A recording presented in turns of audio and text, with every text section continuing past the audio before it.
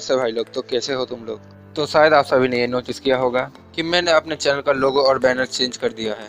और आप लोग मुझे कमेंट करके बता सकते हैं कि नया लोगो और बैनर कैसा है। और साथ ही में मैंने एक गेमिंग चैनल भी क्रिएट किया है, उधर मैंने एक वीडियो भी अपलोड कर दिया है। तो अगर गेमिंग में इंटरेस्टेड हो तो जरूर से उस चैनल को एक बार विजिट करना और मेरे उस वीडियो को भी एक बार जरूर देखना। और अगर वो वीडियो पसंद आता है तो उस चैनल को भी सब्सक्राइब कर देना। खैर, तो आज हम एंजल ऑफ डेथ के एपिसोड 8 को एक्सप्लेन करने वाले हैं। पर उससे पहले अगर तुम लोगों ने इसके पिछले एपिसोड नहीं देखे हैं वो पहले देख लो। एंजल ऑफ डेथ के प्लेलिस्ट का लिंक डिस्क्रिप्शन बॉक्स में ही मिल जाएगा। और जिन्होंने देख लिया है, एंजॉय।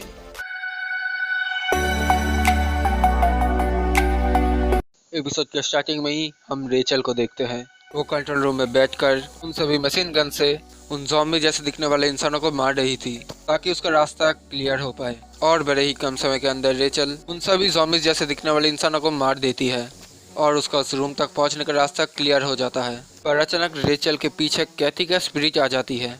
वो रेचल की हरकत को देख के जोर जोर से हंसने लगती है। रेचल इस हंसी की आवाज़ सुन के पीछे मुड़ती है पर उधर कोई भी नहीं होता।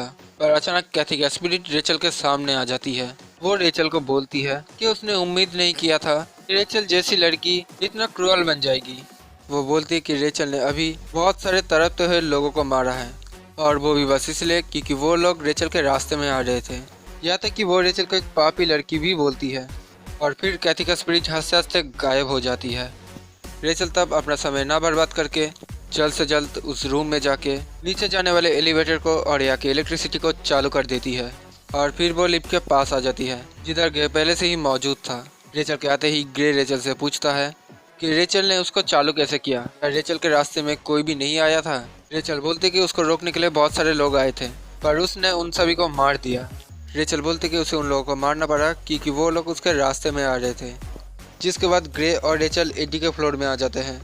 एडी के फ्लोर में आते ही रेचल सबसे पहले एडी के ग्रेव को देखती है पर उधर वो एक ऐसी चीज देखती है जिसको देख के उसे यकीन नहीं होता। वो देखती कि उधर एडी का लाश भी गायब है और वो ग्रेव भी खुला हुआ है। इधर ग्रेव फिर से रेचल का टेस्ट लेना चाहता है। वो रेचल को बोलता है कि अब रेचल को नीचे जाने वाले लिफ्ट को ऑन करना पड़ेगा। रेचल थोड़ा इरिटेट होने लगती है क्योंकि वो जल्द से जल्द वो मेजिशियंस लेक के जैक के पास जाना चाहती है। इसलिए वो ग्रे से पूछती है कि कैथी के फ्लोर में ही उसने एक टेस्ट दिया पर फिर भी ग्रे इधर उसका टेस्ट दोबारा क्यों ले रहा है। ग्रे इसके जवाब में बोलता है कि वो रेचल के कैरेक्टर को और भी अच्छे से जानना चाहता है, इसलिए उसे इधर भी टेस्ट देना होगा।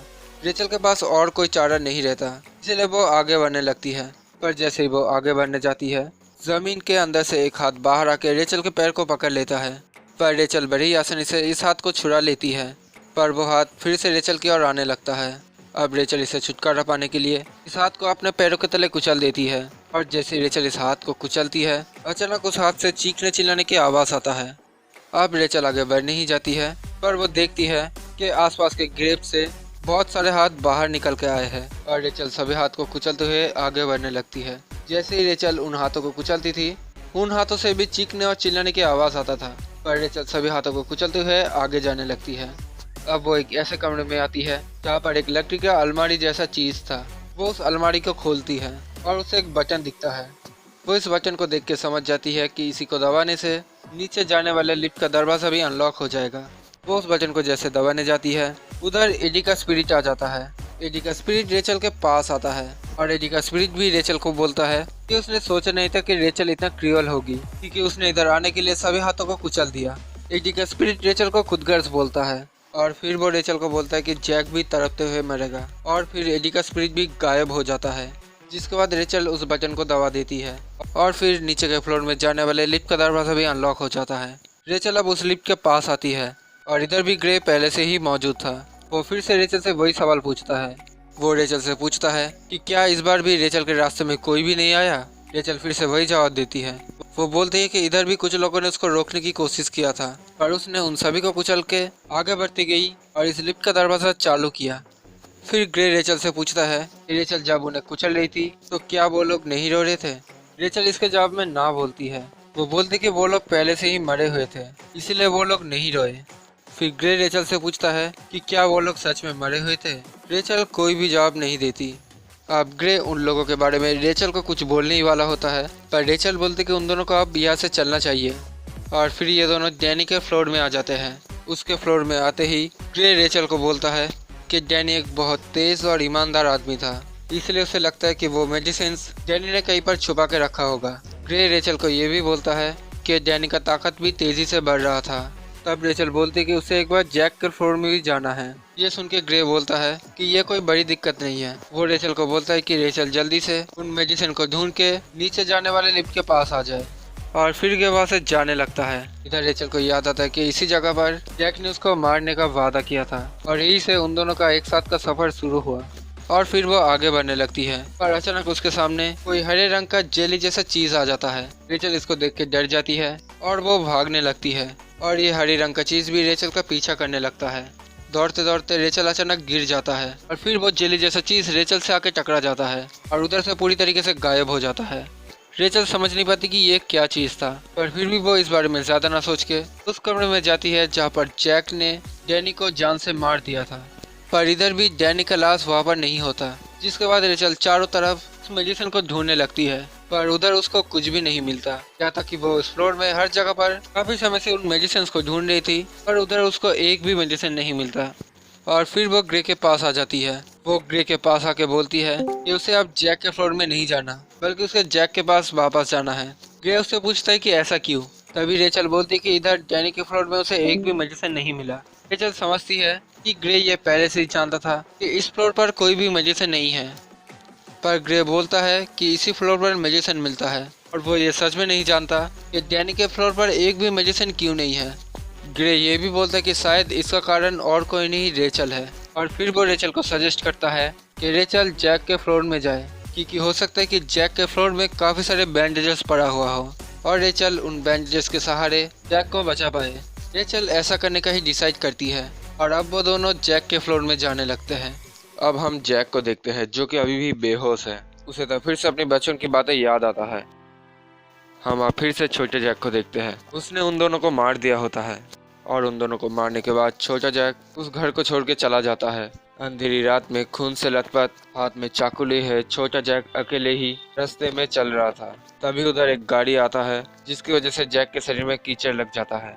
थोड़ी दूर जाते ही वो गाड़ी रुक जाता है, और उस गाड़ी से एक लेडी बाहर निकलती है।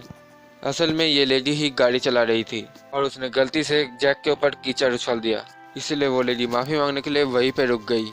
ये लेडी ये देख के हैरान है कि एक अकेला बच्चा इतनी रात को बाहर निकला हुआ है।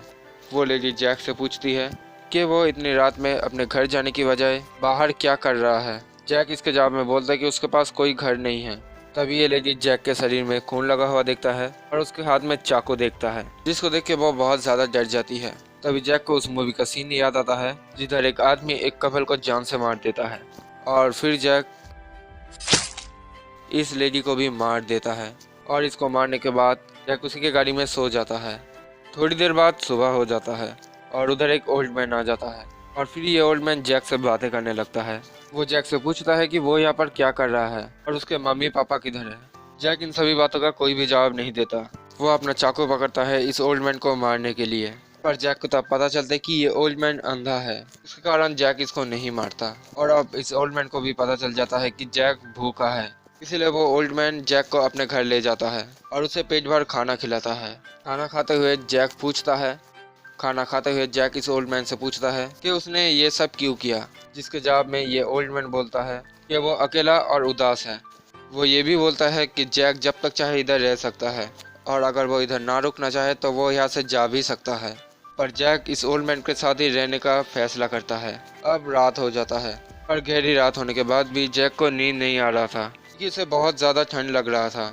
जैक अब उस ओल्ड मैन के कमरे में जाता है, और वो देखता है कि ये ओल्ड मैन बहुत ही आराम से सोया हुआ है। और फिर जैक इस घर से निकल जाता है और शहर की ओर जाने लगता है। वो शहर की गली में एक शराबी से मिलता है, जिससे वो टकरा जाता है। जैक इसको देख के कुछ सोचने लगता है, और वो इस शराबी को भी मार देता है, और फिर वो अपना चाकू फेंक के इस ओल्ड मैन के घर पे वापस आ जाता है। जैक देखता है कि वो ओल्ड मैन अब जग चुका है। वो ओल्ड मैन अब जैक के पास आता है, और उसे जैक के शरीर से खून का गंध आता है। तभी जैक बोलता है कि वो किसी को मारना चाहता था, तो इसलिए उसने बाहर जाकर एक आदमी को मार के आया। ये सुन के ये ओल्ड मैन बोलता है कि आगे अब जैक क्या करना चाहता है, पर जैक के पास इसका कोई भी जवाब नहीं होता। अब ओल्ड मैन जैक को एक जैकेट देता है, ताकि जैक बिना ठंड की परवाह किए आराम से सो पाए। वो जैकेट बहुत ही ज़्यादा गर्म था, इसलिए जैक को अब सोते समय ठंड नहीं लगता, और वो सो जाता है। थोड़ी देर बाद सुबह हो जाता है। जैक देखता है कि वो ओल्ड मैन बाहर जा रहा है। वो जानता है कि ये ओल्ड मैन किसी काम की वजह से ही बाहर जा रहा है, इसलिए जैक उसे कुछ भी नहीं पूछता। अब थोड़ी देर बाद रात हो जाता है और अभी तक वो ओल्ड मैन घर वापस नहीं आया। जैक उसका इंतजार करने लगता है। जैक देखता है कि टेबल के ऊपर एक लेटर है और वो इस लेटर को देख के समझ जाता है कि सुबह जब वो ओल्ड मैन बाहर जा रहा था तब उसने जैक के लिए एक मैसेज छोड़ा था। उस लेटर में लिखा था कि वो जल्द ही जैक के लिए टेस्टी खाना लेके वापस आएगा, पर जैक को इधर पढ़ना नहीं आता, इसलिए वो समझ ही नहीं पाता कि उस मैसेज में क्या लिखा है। जैक को बहुत ज़्यादा भूख लगने लगता है, इसलिए वो अकेले ही खाना खा लेता है। पर खाना खाने के बाद भी वो सोने नहीं जाता, बल्कि वो उस ओल्ड मैन के लिए इंतज़ार करने लगता है। पर बहुत देर इंतज़ार करने के बाद भी वो ओल्ड मैन वापस नहीं आ रहा था, इसलिए जैक को बहुत ज़्यादा गुस्सा आ जाता है और वो उस घर के चीज़ों को तोड़ने लगता है। और तभी उसे एक चाकू मिलता है और वो उस चाकू को लेके बाहर चला जाता है उस ओल्ड मैन को ढूंढने के लिए। थोड़ी दूर जाते ही जैक को बहुत सारे लोग दिखते हैं। उधर बहुत सारे लोगों का भीड़ इकट्ठा हो गया था। तभी जैक नीचे की ओर देखता है कि कुछ पुलिस वाले एक लाशों को घेर के रखे हुए थे। जैक उस लाश के पास जाता है और तब उसे पता चलता है कि ये लाश और किसी का नहीं बल्कि उस ओल्ड मैन का है। जैक को ये देख के यकीन नहीं हो रहा था। तभी जैक को पता चलता है कि एक आदमी और एक औरत ने इस ओल्ड मैन को पैसों के लिए मार दिया, क्योंकि वो दोनों चोर थे। और फिर हम उसी लड़का और लड़की को देखते हैं। वो दोनों उस ओल्ड मैन का पर्स चेक कर रहे थे। वो देखते कि उस पर्स में ज़्यादा पैसा नहीं होता। फिर ये दोनों बोलते कि उन दोनों ने उस ओल्ड मैन को बेकार में ही मार दिया, क्योंकि उसके पर्स में ज़्यादा पैसा नहीं था। तभी उधर जैक आ जाता है। उसने आखिरकार इन दोनों को ढूंढ लिया जिसने उस ओल्ड मैन को मारा था। अब ये लड़का जैक को डरने की कोशिश करने लगता है, पर तभी जैक अपना चाकू दिखाता है, जिसको देख के ये दोनों ही डर जाते हैं। और फिर वो इस लड़का और लड़की को बेरहमी से मार देता है। इनको मारते हुए जैक को उस ओल्ड मैन की बातें याद आ रहा था, जहाँ पे उस ओल्ड मैन ने जैक से पूछा था कि जैक अब आगे क्या करना चाहता है। अब उस बात को याद करते हुए छोटा जैक बोलता है, मैं अब उन लोगों को मार दूंगा जिनके चेहरे पर मुझे हंसी दिखेगा, ताकि वो लोग दुख में डूब जाए। हाँ, क्योंकि मैं एक राक्षस हूँ। और फिर जैक उधर हंसने लगता है और उधर पास ही में वो उस ओल्ड मैन के लाठी को देखने लगता है। फिर हम प्रेजेंट टाइम में वापस आते हैं। इधर अभी तक जैक को होश नहीं आया, पर तभी हम जैक के सामने एक परछाई को देखते हैं। अब वो आदमी जैक को बोलता है, ओह, तो तुम अभी भी जिंदा हो जैक, पर तुम कितने कमज़ोर और दर्द में हो। तो क्या मैं तुम्हारा दर्द तुमसे हमेशा के लिए छीन लूँ। और इस आदमी के शब्द के साथ ये एपिसोड यहीं पे ख़त्म हो जाता है। तो यही था एपिसोड 8 की पूरी कहानी। वैसे जैक के पास जो बंदा आया है वो कौन है, अगर ये आप लोगों को पता है तो उसका नाम आप लोग कमेंट में बता सकते हो, और मैं इसका नेक्स्ट एपिसोड का एक्सप्लेनेशन भी जल्दी लाने का ट्राई करूंगा। और एक और बार बोल दो, अगर आप लोग गेमिंग में इंटरेस्टेड हो तो मेरे गेमिंग चैनल को एक बार जरूर से विजिट करना। मैं लिंक डिस्क्रिप्शन और पिन कमेंट में दे दूंगा। मैं मिलता हूँ आप लोगों से अगले वीडियो में। तब तक आप लोग एरन का कैरेक्टर एनालिसिस का वीडियो देख सकते हो या फिर पेनलर के सीजन 1 का एक्सप्लेनेशन देख सकते हो।